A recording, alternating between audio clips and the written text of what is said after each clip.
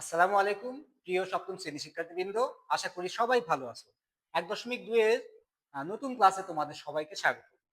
আমরা আজকে 1.2 অনুশীলনীর 1 থেকে 5 পর্যন্ত 5টা এমসিকিউ টাইপ কোশ্চেন সলভ করব।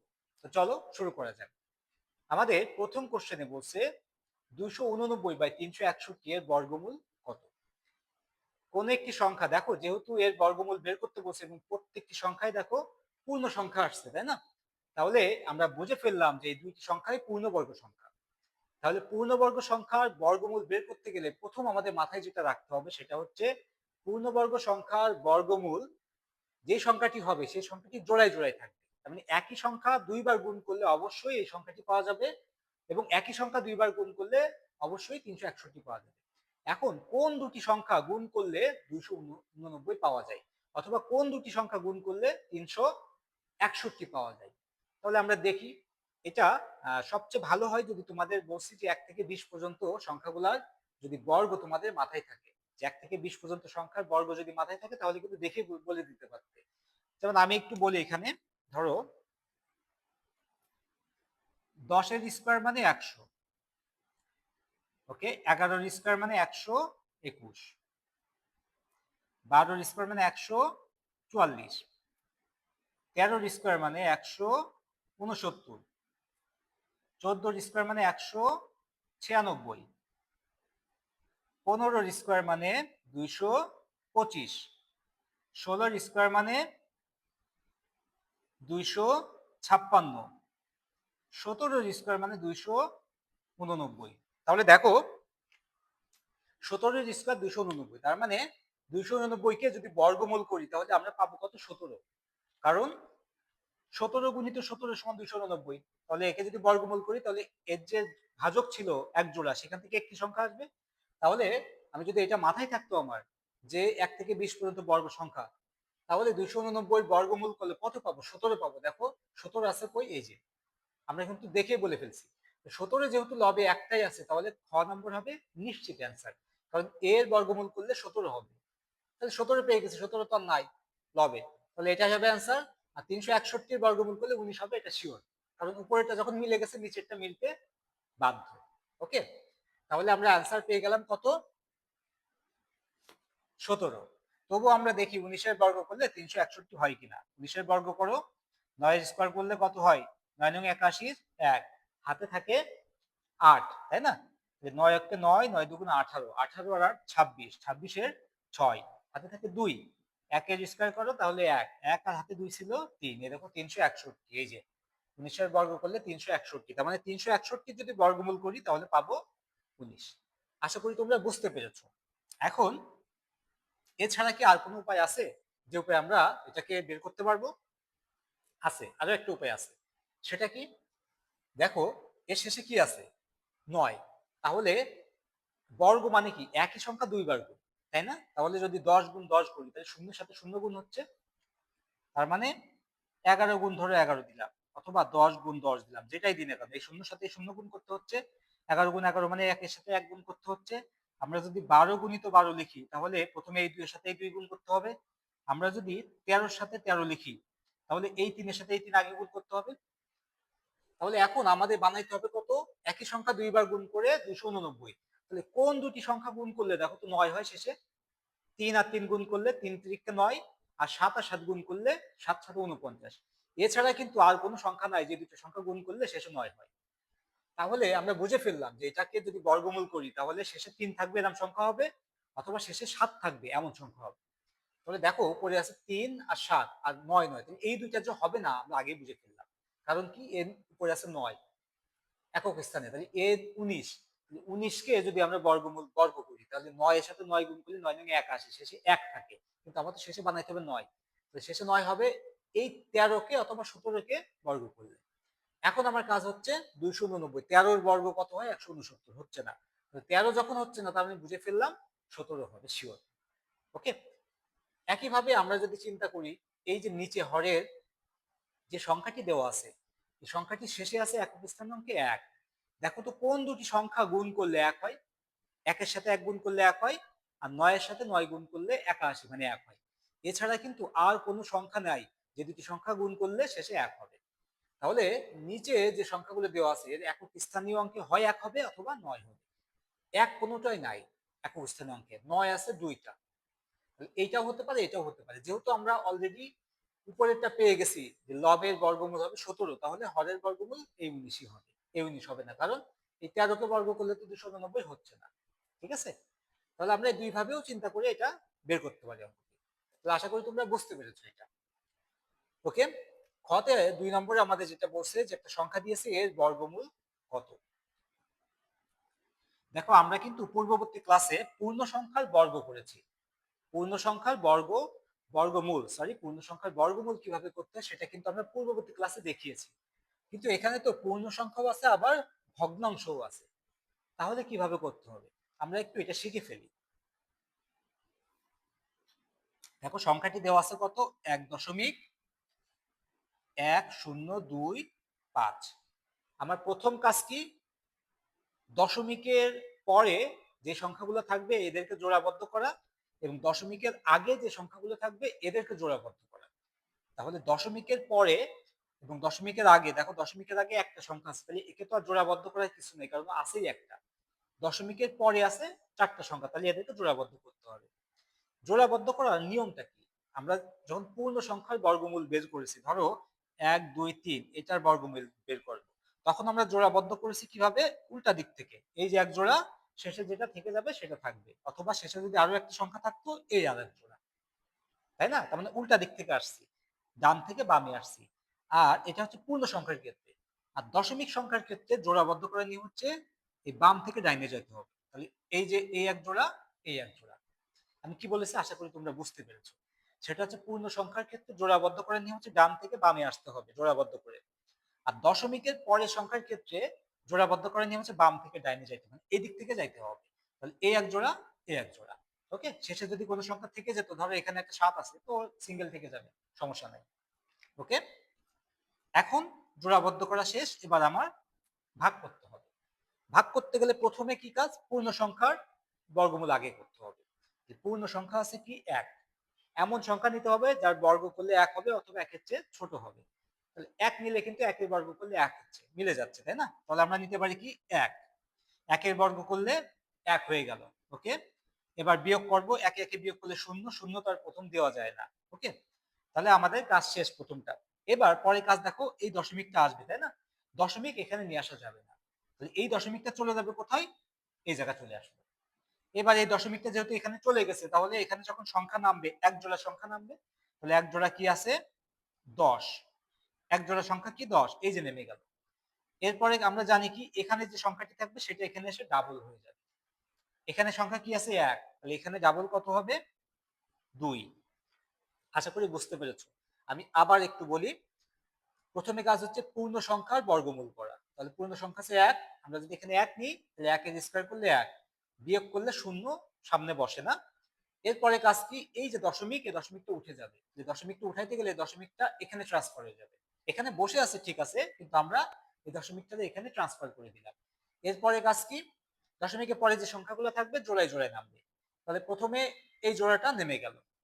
ওকে, এবার দ্বিতীয় স্টেজের কাজ কি, এবার এখানে যে ভাগফলটি পেয়েছিলাম সেটা এখানে ডাবল হবে। এখানে পাইছিলাম কি 1, এখানে কি হবে, ডাবল, তাহলে 2 হয়ে গেল। এখন দেখো আমি মিনিমাম যদি 1 নিই তাহলে এখানেও 1 হবে। এই এখানে যে সংখ্যাটি পাবো সেটা হচ্ছে 21, 1 নিলে 21 এর সাথে এখানে যদি 1 নিছি, 21 কে 21 এখানে বসবে। এখন এখানে তো আমার আছে 10, আমি মিনিমাম 1 নিলে তো এটা 21 হয়ে যাচ্ছে। তাহলে 21টা 10 এর ভিতরে ভাগ করা যায় না, তাহলে কি হবে, তাহলে এখান থেকে আরো এক জোড়া সংখ্যা নামাইতে হবে। তাহলে আমি এক জোড়া নামাইছিলাম, ভাগ করা যাচ্ছে না, মানে এখানে 1 নিলে তো এটা আরো বড় হয়ে যাচ্ছে, তাহলে আরো এক জোড়া সংখ্যা নামাতে হবে। এই যে অতিরিক্ত এক জোড়া সংখ্যা নামালাম, এর জন্য অতিরিক্ত এখানে একটা শূন্য হবে। আশা করি বুঝতে পেরেছো।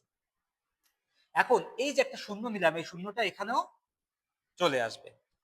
তাহলে এখন আমাদের ভাগ করতে হবে। তাহলে ভাগ করতে গেলে দেখো এখানে আছে 20, মিনিমাম যদি আমি 1 নিই তাহলে এখানে হবে কত, 1 নিলে 201, 201 এর সাথে 1 গুণ হবে তাহলে 201। আমার আছে কত এখানে দেখো তো, 1025।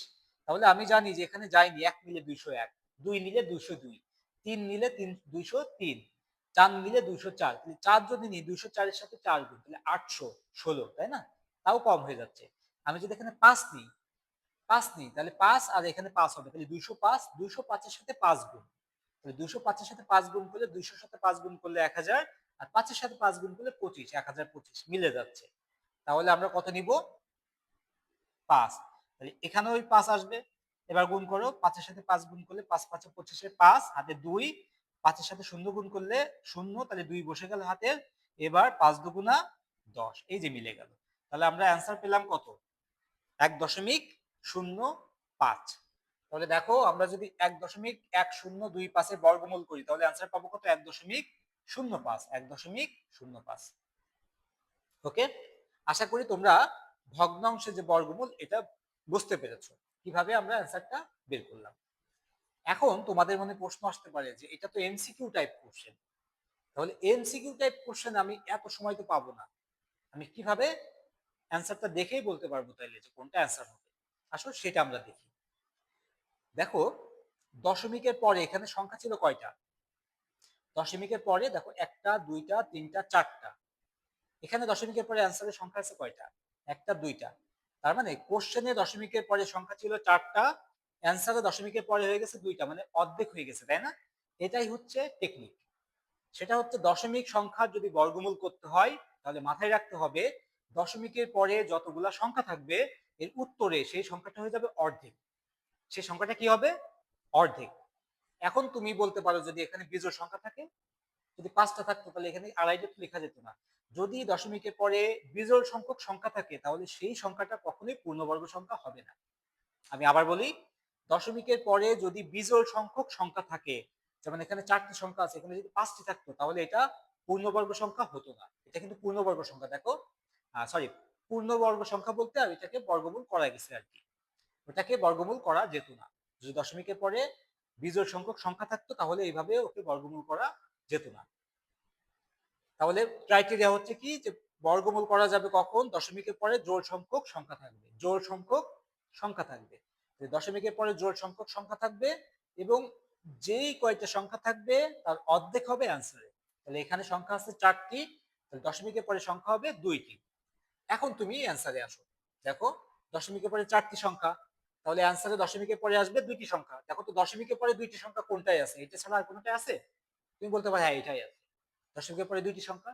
কিন্তু দশমিকের আগে যে একটা সংখ্যা ছিল 1, একের বর্গমূল করতে হবে, একের বর্গমূল করলে তো 1 আসবে, এখানে তো 1 নাই। তাহলে অ্যান্সারটা কিন্তু আমরা দেখে বলতে পারতেছি যে একের বর্গমূলের জন্য 1 আসছে, আর এখানে দশমিকের পরে 4টা সংখ্যা, তাহলে দশমিকের পরে অ্যান্সারে আসবে 2টি সংখ্যা, এটাই হবে অ্যান্সার।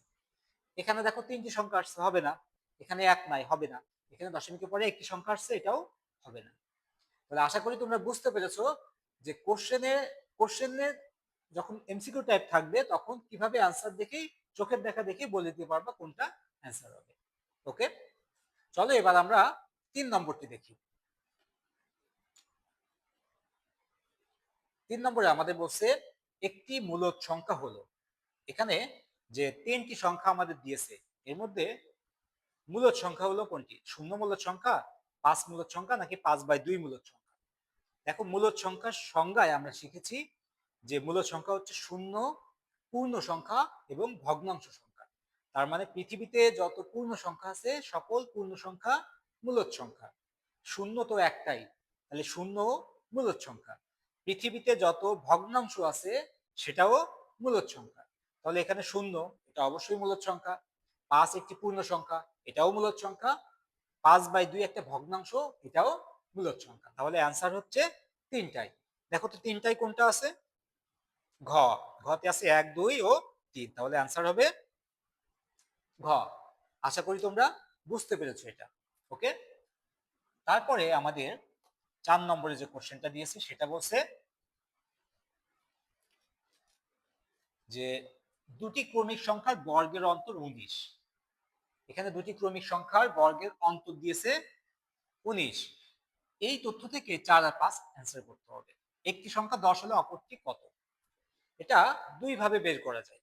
কিভাবে? আমরা জানি যে ক্রমিক সংখ্যার বর্গের অন্তর যখন দেওয়া থাকে তখন বড় সংখ্যাটি বের করার সূত্র আমরা শিখেছি, ছোট সংখ্যাটিও বের করার সূত্র আমরা শিখেছি। তাহলে আমরা যদি চিন্তা করি যে এখানে দুটি ক্রমিক সংখ্যার বর্গের অন্তর 19, আমরা বড় সংখ্যাটি বের করব, তাহলে নিয়ম কি, এই যে বর্গের অন্তর দেওয়া থাকবে, বড় সংখ্যা বের করতে গেলে এর সাথে 1 যোগ করতে হবে, ভাগ দিতে হবে 2। তাহলে 19 আর 1 20, 20 কে 2 দ্বারা ভাগ করলে কত হয়? 10। তাহলে বড় সংখ্যাটি আমরা পেয়ে গেলাম 10। যেহেতু ক্রমিক সংখ্যা, তাহলে 10 এর চেয়ে 1 কম হবে পরের সংখ্যা, তার আগের সংখ্যা। তাহলে কত হবে? 9 আগের সংখ্যাটি। তাহলে আমরা পেয়ে গেলাম একটা 9 আর একটা 10। অথবা তুমি যদি চাইতা যে আমি ছোট সংখ্যা বের করব, তাহলে ছোট সংখ্যা বের করার সূত্র কি? দুটি ক্রমিক সংখ্যা যে বর্গের অন্তর দেওয়া থাকবে সেটা এখান থেকে 1 বিয়োগ করতে হবে এবং 2 দ্বারা ভাগ করতে হবে। তার মানে ছোট সংখ্যাটি বের করার নিয়ম হচ্ছে দুটি ক্রমিক সংখ্যার বর্গের অন্তর যেটা দেওয়া থাকবে সেটার সাথে 1 বিয়োগ করতে হবে, ভাগ করতে হবে 2। 19 থেকে 1 বিয়োগ করলে 18, 18 কে 2 দ্বারা ভাগ করে 9। এই দেখো সেই ছোট সংখ্যাটি 9 আর বড় সংখ্যাটি 10। তাহলে এই একটা ভাবে আমরা বের করতে পারলাম যে দুইটি সংখ্যাই বের করে ফেলছি, একটা 10 একটা 9। আমাদের বলে দিছিল একটি সংখ্যা 10 হলে অপরটি কত, তাহলে অপরটি অবশ্যই কত হবে? 9 হবে। ওকে, তাহলে একটা টেকনিক আমরা পেয়ে গেলাম যে দুটি সংখ্যা কিভাবে বের করতে হয়। বড়টার ক্ষেত্রে অন্তরের সাথে যোগ 1 করে ভাগ দিতে 2, আর ছোটটার ক্ষেত্রে অন্তরের থেকে 1 বিয়োগ করে ভাগ করতে হয় 2। এইভাবে বের করা যায়। আর একটা টেকনিক আছে, সেই টেকনিকটা কি? দুটি মৌলিক সংখ্যার বর্গের অন্তর সবসময় ওই দুটি সংখ্যার যোগফল। আমি কি বলেছি? দুটি মৌলিক সংখ্যার বর্গের অন্তর সবসময় ওই দুটি সংখ্যার যোগফল, সরি মৌলিক না ক্রমিক সংখ্যার। তাহলে দুটি ক্রমিক সংখ্যার যোগফলই হবে তার বর্গের অন্তর। দেখো একটা 10, তাহলে এদের যোগফল হবে এদের বর্গের অন্তর। তাহলে 10 এর সাথে কত যোগ করলে 19 হয়? 9 যোগ করলে এই দেখো আর একটা সংখ্যা 9। তাহলে এই যে কোনো একটা টেকনিক অ্যাপ্লাই করে, তার মানে এই ছোট বড় সংখ্যা বের করার টেকনিক অ্যাপ্লাই করে আমরা আরেকটা সংখ্যা বের করতে পারি, অথবা এই যে যোগের যে সূত্র, যে দুইটা সংখ্যা যোগ করলেই, দুইটি ক্রমিক সংখ্যা যোগ করলেই এই যোগফলটাই হবে তাদের বর্গের অন্তর, সেটার মাধ্যমে আমরা অপর সংখ্যাটি বের করতে পারি। ওকে, তাহলে আশা করি তোমরা বুঝতে পেরেছো যে 4 নম্বরটা কিভাবে আমরা অ্যান্সার করব। ওকে, 5 নম্বরে আমাদের বলছে কি, সংখ্যা দুটির বর্গের যোগফল কত। যেহেতু আমরা সংখ্যা দুটি পেয়ে গেছি, একটা সংখ্যা 10 আর একটা সংখ্যা 9, এখন বলছে কি সংখ্যা দুটির বর্গের যোগফল, তার মানে এই দুটি সংখ্যাকে বর্গ করতে হবে, করে এদের যোগফল বের করতে হবে। তাহলে 10 এর বর্গ করো, কত আসবে? 100। 9 এর বর্গ করো, 81। এই দুইটা সংখ্যা যোগ করো, 100 আর 81 যোগ করলে কত হয়? 181। অ্যান্সার কোনটা? গ। ওকে, তাহলে আশা করি তোমরা বুঝতে পেরেছো। তাহলে এই যে কোশ্চেনটা ছিল, এটা কিন্তু এই অধ্যায়ের মোস্ট ইম্পর্ট্যান্ট একটা কোশ্চেন, যে বর্গের অন্তর দেওয়া আছে, ছোট সংখ্যাটি বের করো অথবা বড় সংখ্যাটি বের করো, অথবা একটা সংখ্যা দেওয়া আছে অপর সংখ্যাটি বের করো। এটা কিন্তু মোস্ট ইম্পর্ট্যান্ট এই অধ্যায়ে, এবং আশা করি তোমরা খুব ভালোভাবে এটা বুঝতে পেরেছো। ওকে, আজকে এই পর্যন্তই। পরবর্তী ক্লাসে আমরা এই অধ্যায়ে আরো কিছু এমসিকিউ আছে মূল বইয়ে, সেগুলো সলভ করবো ইনশাল্লাহ। দেখা হবে। আল্লাহ হাফেজ।